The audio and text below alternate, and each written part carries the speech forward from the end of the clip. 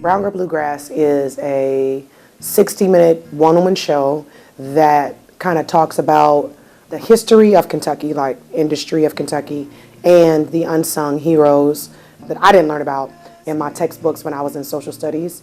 And it also talks about how they parallel with my family. I am bluegrass raised.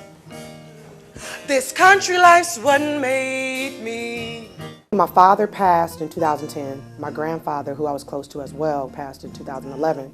I needed to put something down on paper because they passed, and just what if other people passed in my life, I couldn't have a record of them being here or what they did or how they impacted my life. Out of that, about a year and a half later, I started doing research for Browngirl Bluegrass, started kind of figuring out who were some impactful people from Lexington or that lived in Lexington for a long time.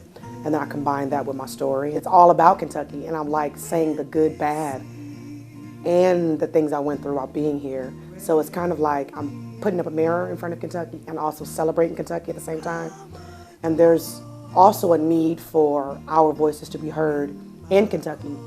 Oh, the sun shines bright on my old Kentucky home. In summer, the darkies are gay. We will sing one song for my old Kentucky home, for my old Kentucky home, far away. PNC approached the lyric late last year just to learn what the lyric is doing, and we knew with the new executive director and the new team here that exciting stuff was happening.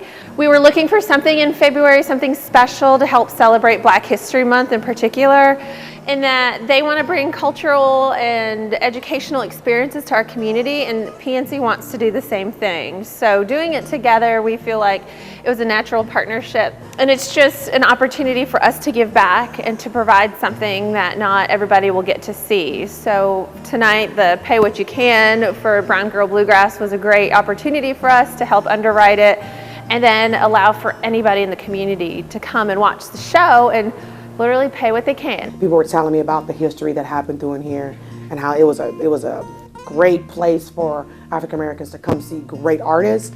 For me, it's just continuing the legacy that was already here. Brown girl, what you say? Brown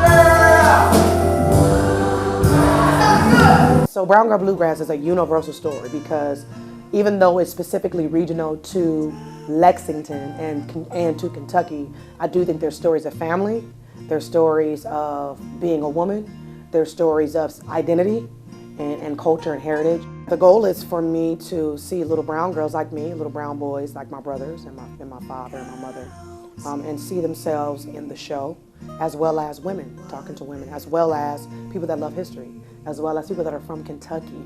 We have rich, diverse history. I am Kentucky.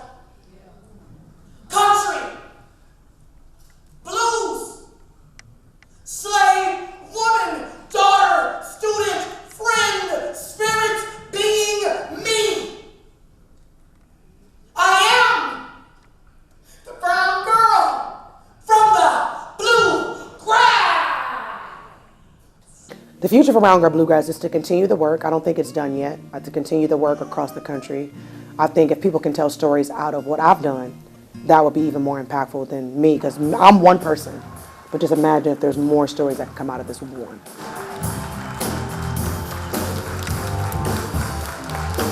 Do you know that greatness lives within your soul? Nothing is impossible. Thank God for peace so powerful.